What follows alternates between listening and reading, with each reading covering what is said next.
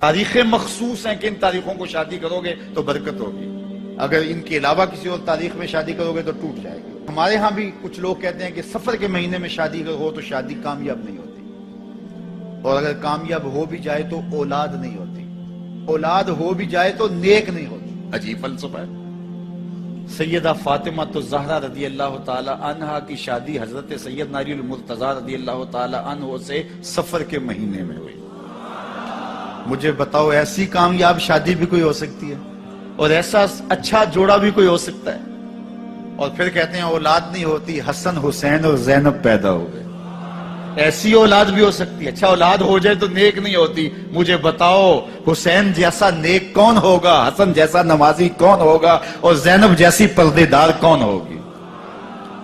تو یہ لوگوں کی اپنی خواہشات ہیں، زبان پہ جو کہہ دیے لوگ وہی مان گئے۔ میں نے دیکھا ہے کہ بعض اوقات لوگ 1 گھنٹے کی تقریر سننے کے بعد بھی پھر بھی کہتے ہیں نہیں اصل ہمارے خاندان میں وہ واقعی منحوس ہے، فرق تو پڑتا ہے۔ جب اللہ کے محبوب نے کہہ دیا لا تجارہ، کوئی منحوس نہیں ہے، نہ دنوں میں منحوس، نہ ساعتوں میں منحوس، نہ افراد میں منحوس، ہمارے الو بھی منحوس نہیں ہے۔ تمہارے اندر کی برائیاں ہیں جو مجسم ہو کے تمہارے سامنے آتی ہیں، اس لیے کوئی منحوس نہیں۔ ہمارے والدین نے بچپن میں ہی ہمیں یہ باتیں اچھی طرح سے ازبر کروائیں، اور ہماری تربیت اس طرح کی کہ ہم الحمدللہ کبھی بھی ذوف الاعتقادی کا شکار نہیں ہوئے۔ تو آپ بھی اپنی اولادوں کی ابھی سے ایسی تربیت کریں کہ ان کا توکل اللہ پر ہو، ان کا توکل اللہ کی بابرکت ذات پہ ہو، اور وہ اسی پہ بھروسہ کرنے والے ہوں۔ جب اس پہ بھروسہ کرنے والے ہوں گے تو زندگی سوکھی گزرے گی، کبھی مشکل آ بھی جائے گی تو پریشانی نہیں ہوگی کہ دیکھیے کبھی خنداں کبھی گریاں، کبھی اللہ کچھ عطا کرتا ہے کبھی کچھ عطا کرتا ہے۔ وہ محمود غزنوی کو بوڑھے لوگ محبوب تھے، لیکن سب سے زیادہ محبوب ایاز تھا۔ تو ایک دن اس نے اس کو خربوزہ دیا تو وہ چٹخارے لے کے کھا رہا تھا۔ بادشاہ نے چکھا تو وہ کڑوا تھا، کہا ایاز یہ تو کڑوا ہے؟ تو کہا کہ حضرت ہاں کڑوا ہے۔ تو کہا پھر تم مزے سے کھا رہے ہو؟ کہا ساری زندگی ساتھ سے میٹھی نعمتیں کھائی ہیں، آج ایک کڑوا مل گیا تو پھینک دوں؟ جب اس پہ توکل ہوگا تو کبھی تکلیف آئے گی تو بندہ کہے گا کوئی بات نہیں، جے سونا میرے دکھ وچ راضی تے میں سکھ نو چلے ڈاواں، تو بندہ کہے گا ٹھیک ہے کوئی بات نہیں ہے، یہ اس پہ بھی میں خوش ہوں۔ تو جب توکل اس پہ ہوگا تو پھر بندہ اس تکلیف میں بھی لذت لینے کا راستہ نکال لے گا۔ اور اگر یہ ہو کہ اس منحوسہ کی وجہ سے یہ سب کچھ ہوا ہے، کچیچیاں چڑھیں گی اس کے اوپر کہ اس نے یہ کیا ہے، مار ہی دوں، قتل کر دوں، اس کو چھوڑوں نہ، زمین پہ رہنے کا حق ہی چھین لوں اس سے، کہ اس منحوسہ کی وجہ سے یا اس منحوس کی وجہ سے یہ ہوا ہے۔ کوئی کسی کی وجہ سے نہیں ہوتا، یہ ہماری اپنی بدعمالیوں کی سزا ہے۔ اگر کوئی ہمیں نقصان در نقصان ہو رہا ہے تو توبہ کریں۔ 70,000 لوگ ایسے ہیں جو بغیر حساب جنت میں جائیں، ان کا کوئی حساب نہیں ہوگا۔ اللہ اپنے کرم سے انہیں یوں ہی جنت عطا فرمائے۔ صحابہ نے عرض کی یا رسول اللہ صلی اللہ علیہ وسلم وہ کون ہے؟ تو آقا کریم نے شرف میں کانو لا یکتوون، یہ وہ لوگ ہیں جو اپنے جسم پہ داغ نہیں لگاتے، مخصوص نشان جسم پہ لگا لیتے ہیں، یہ فلاں بزرگ کی نشانی ہے، یہ فلاں جو ہے وہ شہید کی نشانی ہے۔ اللہ نے جب تمہیں سالم الاعضاء پیدا کیا ہے تو اپنے بدن کو تم کیوں نشانی؟ اس نے ساری نشانیاں لگائی ہیں، اس کی نشانیاں اتنی پکی ہیں کہ اس نشانیوں میں فرق بھی نہیں لگتا نا۔ یہ تمہارے انگوٹھے کی نشانی ہے، 6 ارب انسانوں کو لے آؤ اور نشان انگوٹھا لے آؤ، کسی ایک کا بھی نہیں ملے گا۔ یہ نشانی تمہارے رب نے لگائی۔ جیسی صورت تمہاری ہے ایسی صورت کسی اور کی نہیں بنائی، تمہیں منفرد بنایا اس میں۔ پوری کائنات میں سارے لوگ تمہارے جیسے ہیں لیکن تم پھر بھی الگ دکھائی دیتے ہو۔ سب کی 2 آنکھیں، سب کا ناک، سب کے ہونٹ، سب کا رنگ ملتا جلتا، لیکن سب کی شکلیں الگ ہیں۔ یہ زید ہے، یہ بکر ہے، یہ عمر ہے، یہ آس ہے، یہ فلاں ہے۔ دوسرے وہ ولا یسترقون، اور وہ رکیہ نہیں کرتے، یہ چھو منتر جادو ٹونا ہر وقت عاملوں کے پاس بھاگے پھرتے ہیں، اور وہ انہیں جو ہے وہ غلط سلط ٹوٹ کے ٹونے بتاتے ہیں اور وہ کرتے رہتے ہیں۔ عجیب لوگوں کے نفسیات ہوتے ہیں، صبح سے لے کر شام تک اسی چکر میں رہتے ہیں، اور پھر ساری زندگی ان توہمات سے نکل ہی نہیں پاتے۔ اللہ نے تمہیں پیسے دیے ہیں، نئی گاڑی تم نے خریدی ہے، چھوٹے بچے کا جوتا کیوں باندھ دیا آگے تم؟ جوتا باندھنے سے اگر یہ ایکسیڈنٹ سے، حادثے سے گاڑی بچ سکتی ہوتی ہے تو پھر پاکستان کے جتنے PIA کے جہاز ہیں سب پر باندھ دینا چاہیے۔ سب پہ جوتے لٹکے ہوئے ہوں. عجیب تم نے فلسفہ تراشا. کسی نے جو ہے وہ کالی رنگ کی پٹی باندھ دی نیچے، اس سے اس کو نظر نہیں لگے گی. گھوڑے کے پاؤں کے نیچے جو کھری لگی ہوئی ہوتی ہے، کچھ لوگوں نے اپنے گھروں میں وہ باندھی ہوئی ہوتی ہے کہ اس سے ہمارے گھر کے اندر کوئی مصیبت نہیں آئے گی، کوئی تکلیف نہیں آئے گی. کسی نے ہنڈیا اپنے گھر کے اوپر الٹی رکھی ہوئی ہوتی ہے، یہ ہنڈیا بچا لے گی. اور میاں ہنڈیا کیا بچائے گی تجھے؟ اللہ کے قہر سے کچھ نہیں بچا سکتا.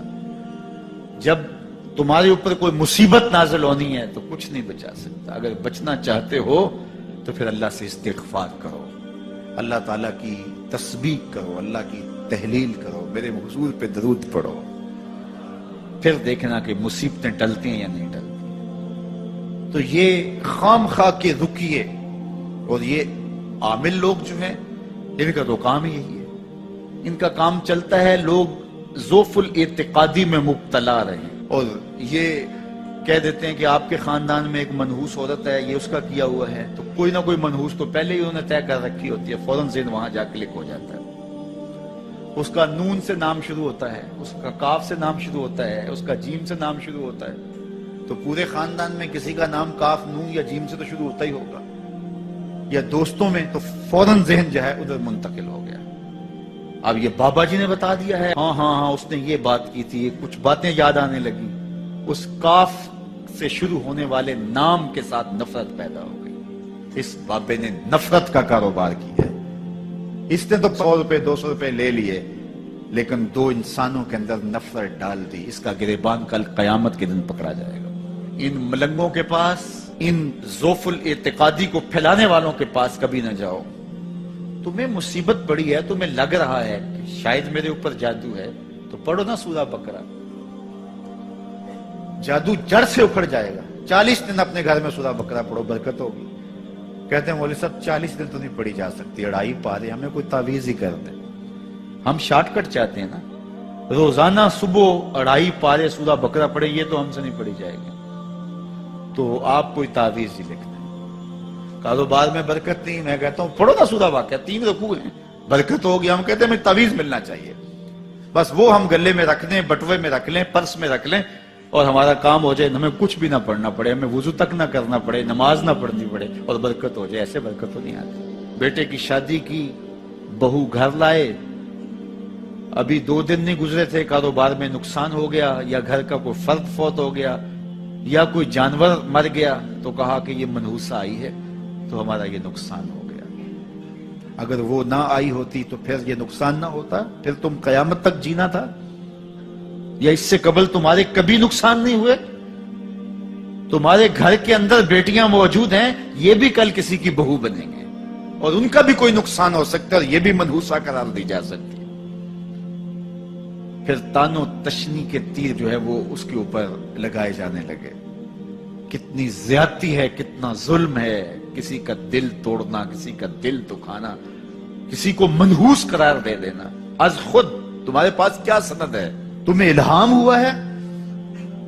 کیا حجت ہے، کیا دلیل ہے تمہارے پاس کہ کسی کو تم نے منحوس قرار دے دیا؟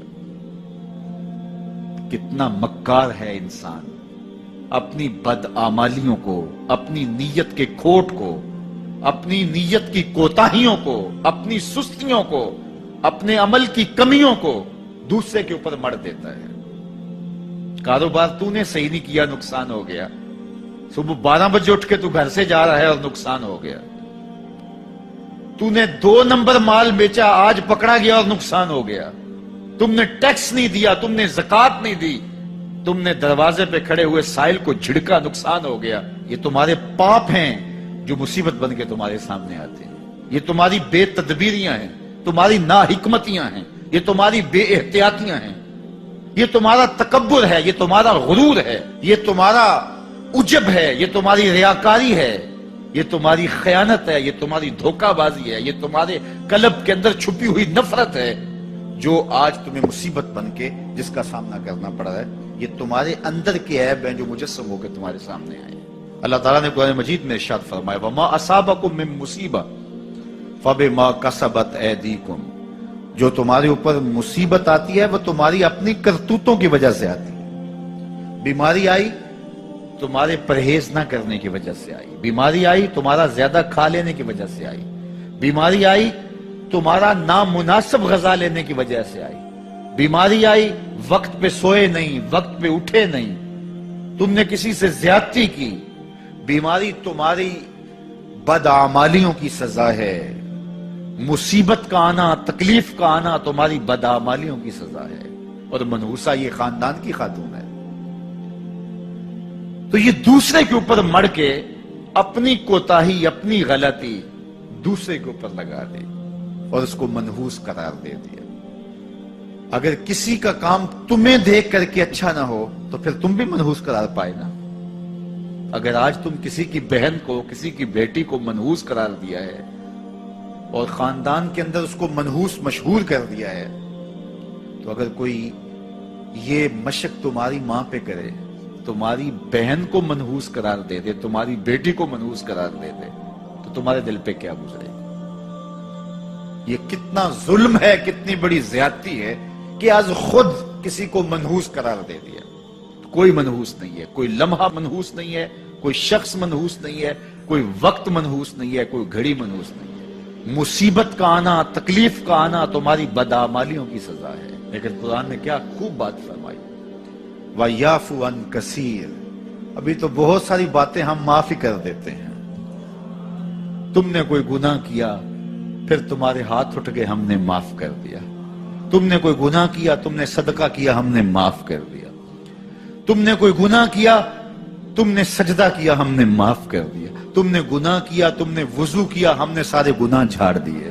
تو کچھ اعمال ایسے ہیں کہ جن کی سزا بھگتنی پڑتی ہے لازمی، لیکن زیادہ عمل ایسے ہیں اللہ فرماتا ہے ہم زیادہ یوں ہی معاف کر دیتے ہیں۔ اور اگر ہم سارے معاف نہ کریں تم چل ہی نہ سکو، زندگی تمہاری گزرے ہی نہ، اتنی مصیبتیں تمہارے اوپر ٹوٹ پڑے، لیکن تم وہ منحوسہ کو قرار دے کے اپنے اوپر سے ٹال رہے ہو، فلاں منحوسہ اس لیے وہ سب کچھ ہو رہا ہے۔